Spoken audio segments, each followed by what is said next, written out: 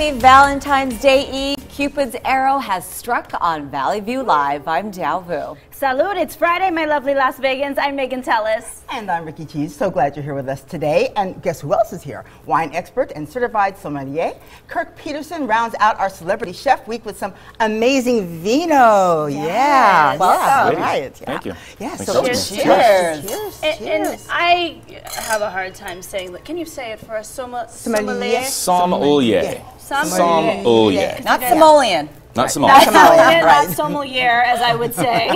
There are sommeliers, though. Yes. That's true. Now, how did you become a sommelier? Years of drinking. That'll do it. You're like the life of the party, aren't you? Yes. But I just had a tendency to remember what it is I drank. So basically what started as a hobby evolved into an obsession and eventually turned into a career. Wow, so you're a Nevadan too. So I am. You come from the Born and northern part raised, of native. Yeah, fantastic. So what do you actually do for folks? I mean, how do you, what is your expertise? Let's define that. Well, I mean, it's wine and all other alcoholic beverages. And basically what I do is I'm people's easy button. Okay. Well, you're the Get straight beverage to the director for Batali and Bastian's group here, the hospitality group. So you're in charge of a big operation, and, Sure, and they 4 have 4 restaurants. restaurants. Can you tell us about the restaurants? Certainly. Well, our first restaurants that we opened in the Valley were B&B Ristorante, which is a very classic Italian ristorante, specifically serving locally sourced farm-to-table style food, but very much in the vernacular of the Italian table. This is the style of Italian food that you would get in Italy, as opposed to sort of like the more American Italian concept that people may be more familiar with. Also, Otto Inoteca Pizzeria, which is a more casual concept. Salumi, cheese, pizzas, small plates located in the San Marco shops at the Venetian. Then our flagship steakhouse, Carne Vino, Italian steakhouse, with the International Wine List, and most recently B&B Burger and Beer, which is over by the Sports Book in the Venetian. Wow, it goes on and on. I feel as though there's been this surge in this passion and love and desire for wine. Do you feel that that's happened over the past couple of years, or is that just me? Well, it certainly has. I mean, it's not just wine, actually. It's almost all beverage. It seems as if with the craft beer movement and the resurgence of classic cocktails, wine's always been there, but especially for younger people, I think that that's become the avenue to really expanding their awareness of what flavors are really possible, kind of educating their palates. Yeah. I'll be honest. I am somewhat intimidated. I'm one of those people who... You're like a lot of people yes, watching. I don't really know enough about wine to really know what's good or what's bad. Sure. And so I think maybe people like me tend to kind of shy away from asking the questions and having you explain it. Well, certainly, but I do find it strange that while I could have a chef could serve you almost any dish and you would form an opinion about it, whether or not you understood it in its context or not. Yet as soon as someone is poured wine, they feel as if they're incapable. Fundamentally, it should taste good to you. And really, everything beyond that is just kind of trying to maximize how good it's going to taste, especially when paired with food. Well, you have a special going on at Carne Vino. There's a cocktail for Valentine's Day. What is the San Valentino cocktail, and how is it special? Well, it's special because I think it's very seasonally appropriate for this time of year. It's basically in the cosmopolitan family of cocktails, but I would hate for men to shy away from it. It's Absolute Elix, Aperol, which is a very delicate and ever so slightly bitter, sort of like a very friendly version of Campari, an Italian aperitivo. A little touch of maraschino, which is like a cherry-flavored liqueur, and then balanced by fresh lime juice. Wow. So do you start with, when I first started drinking wine, let's just speak straight up. So when I first started drinking wine, it was more Chardonnays, and then I was really wanting this buttery Chardonnay, and now I can't even really drink Chardonnay, and it's more into the red wines. Is that a common Yes, well, I think that what people generally find themselves drawn to when they're initially drinking wine, their first experiences, is something that's very easy to understand, something that is plush and inviting and round and generous in terms of flavor. You know, a kind of a more opulent experience. But as you move along through your discovery of wines, most people tend to go from heavier and more rich styles of wine to lighter, because it turns into a food pairing problem where you end up with something that's somewhat cloying and that kind of covers the flavors of the food as opposed to accentuating. And really, wine is meant to be the ultimate condiment to food. It should accentuate the flavor of the food, not cover it up. Flavor. Right. Okay. Now we're going to do a tasting. Unfortunately, I cannot imbibe because I have to do the newscast at 3 o'clock. However,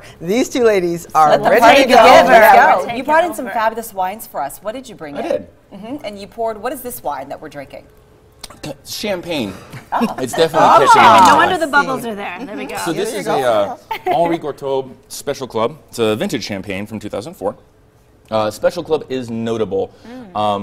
Unfortunately, despite how ubiquitous champagne is, people tend to not enjoy it always correctly. There are some myths about champagne. Number one, it's sparkling wine.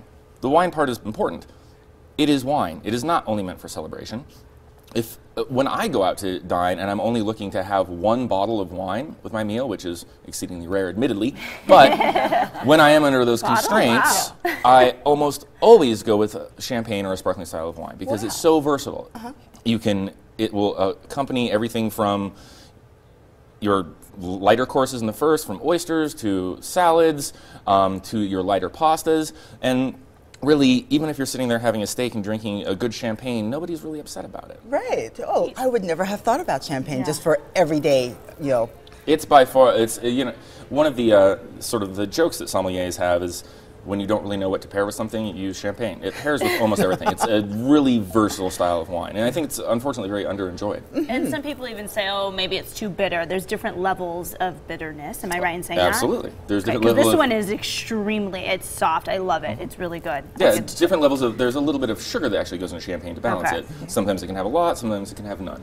All depends on what you're trying to apply it to. Now, you have some lovely chocolates in front of us, so you would pair that with the champagne that we're having? Not necessarily. Okay, do you have stuff over there? Although what would you pair it is with? fine to drink champagne with chocolate. And I noticed you smell the glass before you do that. Why so?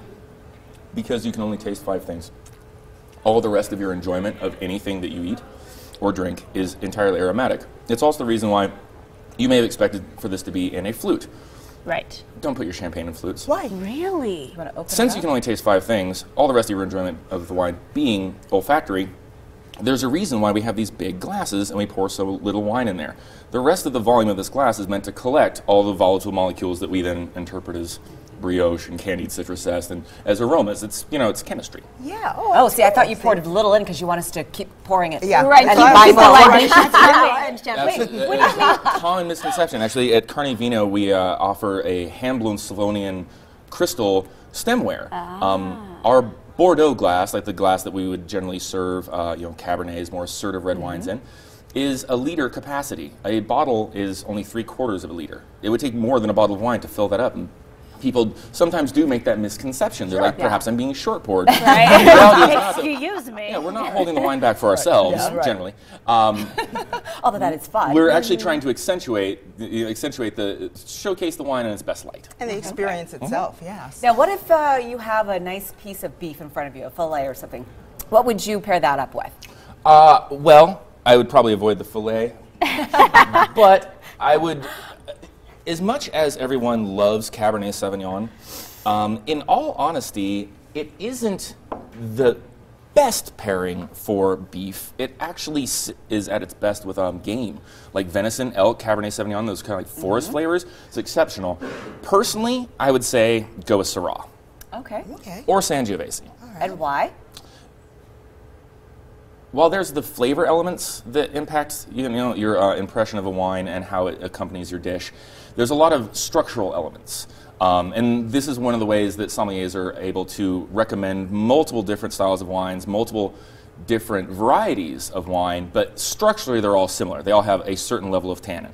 They all have a certain amount of aromatic punch to them. They all have a certain acid level. And by balancing those, this allows us to find analogs that are going to match your dish and then change the flavor profile. And what about for fish? Because we all eat a lot of fish. Say a piece of salmon. Depends on fish. Depends on what type of fish. So if you have something like a sea bass or salmon, like an oily fish, a fatty fish, What you want to avoid is tannin. So tannin is that sensation of like dryness when you swallow the wine, like almost that desiccating, like the moisture being sucked out of your mouth. Yes. That clashes with omega-3 fatty acids, which makes the fish taste fishier and the wine tastes almost metallic and bitter. Wow. So you can still enjoy red wine with fish, just make sure that it's a varietal that naturally doesn't contain a lot of tannin, like lighter Pinot Noir, even like rosés.